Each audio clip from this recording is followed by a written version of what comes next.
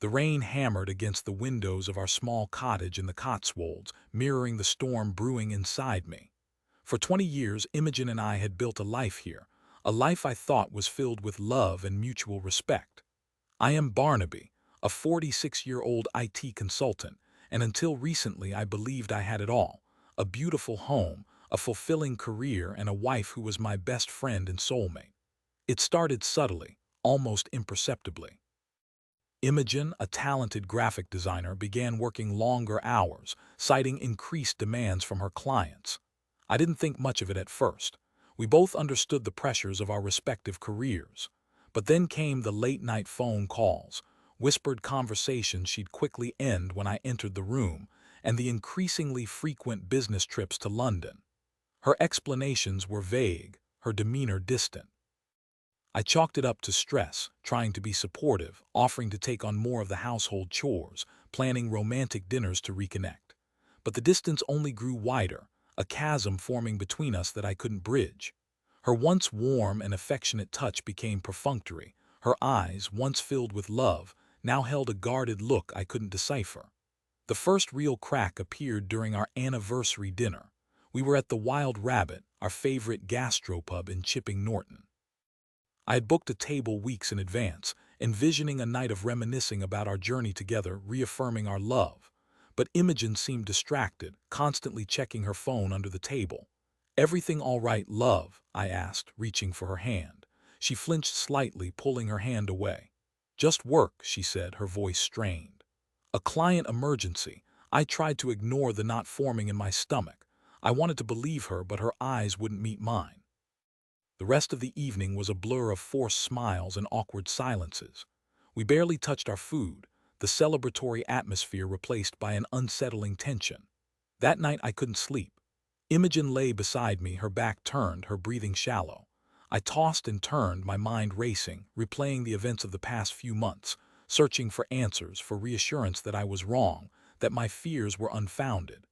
Driven by a desperate need for clarity, I reached for her phone on the bedside table. I knew it was wrong, a violation of her privacy, but I felt like I was drowning, and this was the only lifeline I could grab. I unlocked it with the passcode I knew by heart, our wedding anniversary, and my heart sank. There, in her messages, was a string of texts from someone named Alaric, messages filled with intimate details, suggestive remarks, and promises of secret rendezvous. My blood ran cold as I scrolled through the conversation, each message a dagger twisting in my gut. "Can't wait to see you in London tomorrow, darling. Booked a room at the Savoy. Prepare to be spoiled," one message read. Another, "Thinking of you constantly. This project is so much more exciting with you by my side." And then the one that shattered me completely. "I love you, Imogen, more than words can say." I stared at the screen, my hands trembling, my breath caught in my throat. It felt like the world was spinning, the solid ground beneath my feet dissolving into quicksand. My Imogen, the woman I had loved and trusted for 2 decades, was having an affair. A wave of nausea washed over me, followed by a burning rage. I wanted to scream, to lash out, to confront her then and there. But I knew I couldn't. I needed to gather my thoughts, to understand the extent of her betrayal before I confronted her. I quietly placed the phone back on the table, my heart pounding in my chest. I lay awake for the rest of the night, replaying every moment of our relationship, searching for clues I had missed, signs I had ignored. How could I have been so blind? How could she do this to me? The next morning, Imogen woke up, seemingly oblivious to my internal turmoil. She smiled, kissed me on the cheek, and said, "Morning, love, long day ahead." "Gotta run." I watched her leave, my stomach churning with a mixture of anger and despair.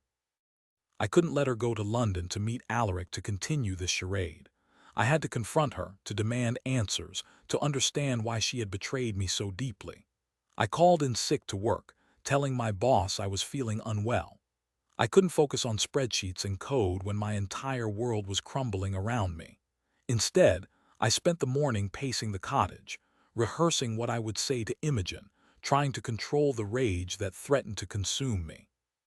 When she returned that evening, she seemed surprised to see me home. "Barnaby, what are you doing here? I thought you were at work." I took a deep breath, trying to remain calm. "We need to talk, Imogen." She frowned. About what? I'm exhausted. Can't it wait? No, it can't wait, I said, my voice rising. I know about Alaric, her face paled. Alaric, I don't know what you're talking about. Don't lie to me, Imogen, I said, my voice trembling with anger. I saw the messages. I know everything. She remained silent for a moment, her eyes darting around the room, searching for an escape. Then she sighed, her shoulders slumping.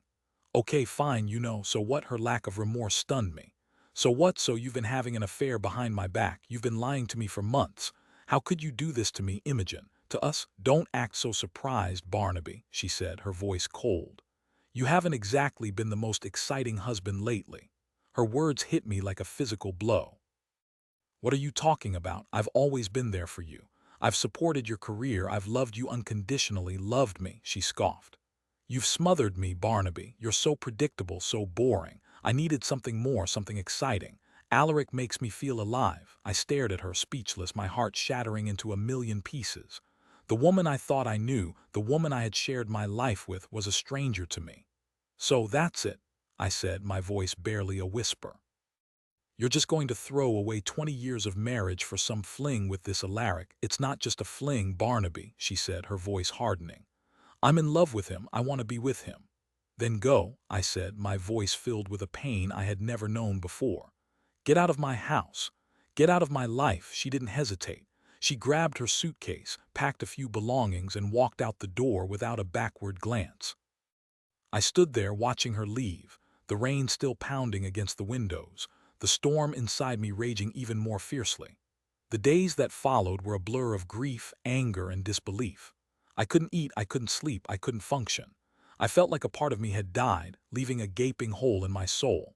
I spent hours replaying the conversation with Imogen, trying to understand what had gone wrong, where I had failed. I confided in my best friend, Crispin, who was shocked and supportive. He offered a shoulder to cry on, a listening ear, and a much-needed dose of reality. She's not worth it, Barnaby, he said. She's a fool to throw away what you had for some fleeting infatuation. You're better off without her. His words offered some comfort, but the pain was still raw, the betrayal still fresh. I knew I needed to do something, to take control of my life, to start the healing process. I decided to focus on my work, throwing myself into projects, burying my emotions in code and algorithms.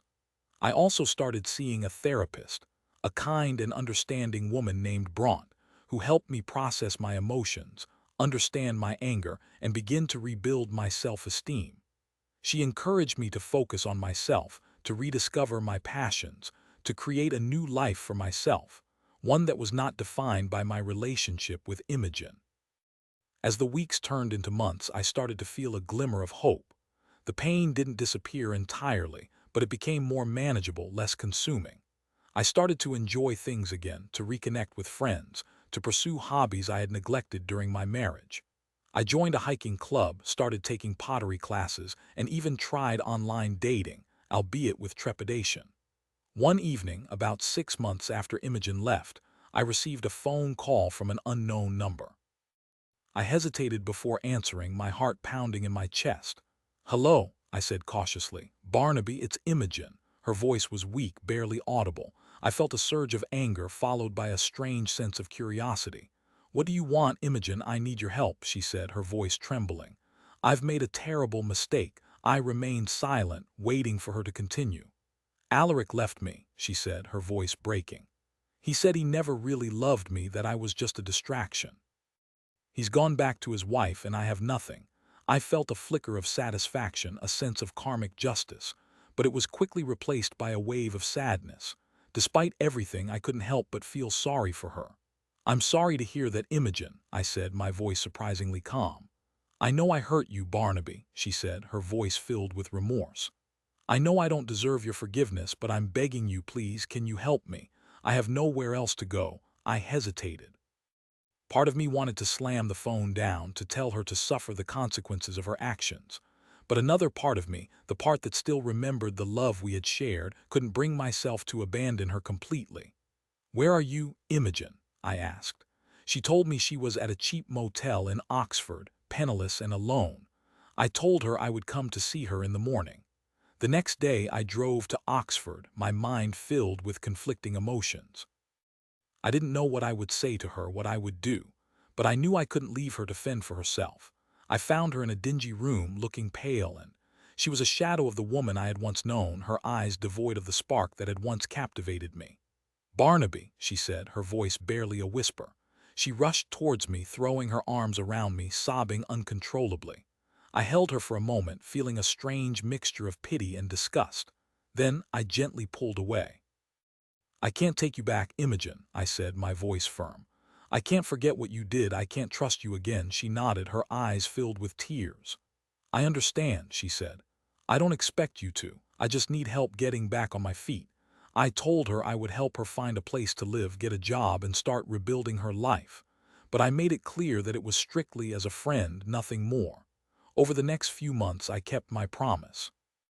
I helped Imogen find a small flat in Chipping Norton, secured her a freelance graphic design contract, and provided her with emotional support, albeit from a distance. I watched her slowly rebuild her life, piece by piece. She never fully recovered from the experience, but she seemed to find a measure of peace. She apologized repeatedly for her actions, expressing genuine remorse for the pain she had caused me. I never forgave her completely, but I did find a way to move on, to let go of the anger and resentment that had consumed me for so long. I realized that holding onto those negative emotions was only hurting me, preventing me from finding happiness again. I eventually met someone new, a kind and compassionate woman named Lori, who taught me what it truly meant to be loved and respected. We built a new life together, a life filled with trust, honesty, and mutual support. Looking back, I realized that Imogen's betrayal, as painful as it was, had ultimately made me a stronger and more resilient person. It had taught me the importance of self-respect, the value of forgiveness, and the power of moving on. It had also shown me that even in the darkest of times, there is always hope for a brighter future, even if the rain in Cotswolds never stops. But the story doesn't end there. A few years later, Crispin, my best friend, invited me to a small gathering. He said he had some important news to share. I was excited for him as he had been dating someone for a while, and I suspected he was going to propose. I arrived at his house with Lowry, eager to celebrate with him. As we entered the living room, I saw Crispin standing next to a woman. My heart stopped. "It was Imogen, Barnaby, Lowry. I want you to meet someone special," Crispin said, beaming. "This is Imogen, my fiancée." I stared at them, speechless. Imogen looked at me, her face a mixture of guilt and embarrassment. Lori squeezed my hand, sensing my distress. "Crispin, I stammered, unable to find the words. "I know this might be a bit awkward," Crispin said, oblivious to my inner turmoil. "But Imogen and I have been seeing each other for a while now, and we're deeply in love. I wanted you to be the first to know." I couldn't believe what I was hearing. My best friend, the man who had supported me through Imogen's betrayal, was now engaged to her. The irony was almost unbearable. "Crispin, do you know? Do you know about Imogen and me?" I asked, my voice trembling. Crispin looked confused. "Of course I know. Imogen told me everything. She's a changed woman, Barnaby. She's learned from her mistakes. I truly believe she deserves a second chance." I wanted to scream, to punch him, to tell him he was making a terrible mistake. But I knew it wouldn't do any good. Crispin was blinded by love, and nothing I could say would change his mind. I looked at Imogen, her eyes pleading for understanding. I realized that she had probably orchestrated this whole scenario, manipulating Crispin into falling in love with her, seeking validation and redemption through him. I took a deep breath, trying to remain calm. "Congratulations, Crispin," I said, forcing a smile. "I wish you both all the best." Lori squeezed my hand again, her eyes filled with concern. We made our excuses and left, the weight of the situation pressing down on me. As we drove home, I couldn't shake the feeling of betrayal, not just by Imogen but by Crispin as well.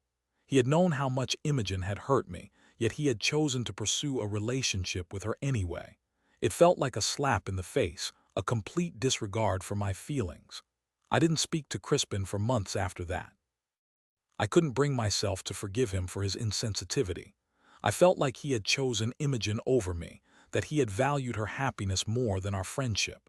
Eventually, Lori convinced me to reach out to him, to try to mend our broken bond.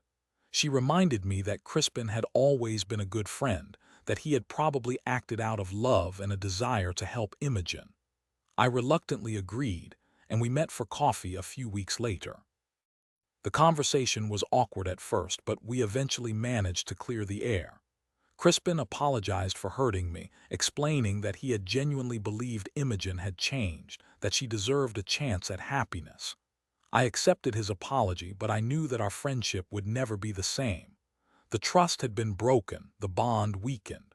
We remained friends, but there was always a distance between us, a lingering sense of unease. As for Imogen, I tried to be civil to her, but I couldn't bring myself to fully forgive her. I knew that she had probably acted out of desperation, seeking validation and redemption through Crispin. But I also knew that she had caused me immense pain, and that I would never be able to forget her betrayal. Crispin and Imogen eventually got married, and I attended the wedding, albeit with a heavy heart. I watched them exchange vows, wondering if Crispin truly knew the woman he was marrying, if he was aware of the depths of her deception. I never told Crispin about my suspicions. I didn't want to ruin his happiness, to shatter his illusions. I decided to let him live his life, to learn his own lessons. Years passed, and I lost touch with both Crispin and Imogen. I focused on my relationship with Lori, building a life filled with love, trust, and mutual respect. I learned to let go of the past, to forgive those who had wronged me, and to embrace the present. One day, I received a letter from Crispin. He wrote that he and Imogen had divorced, that their marriage had been a mistake from the start. He said that Imogen had never truly changed, that she had continued to lie and manipulate him throughout their relationship. He apologized for not listening to me, for dismissing my concerns. He said that he had finally realized the truth about Imogen, that she was a toxic and destructive person. I felt a sense of vindication, but it was quickly replaced by a wave of sadness. I knew that Crispin had suffered greatly, that he had paid a heavy price for his naivety. I reached out to him, offering my support and friendship. He was grateful for my understanding, and we slowly began to rebuild our broken bond. As for Imogen, I never saw her again.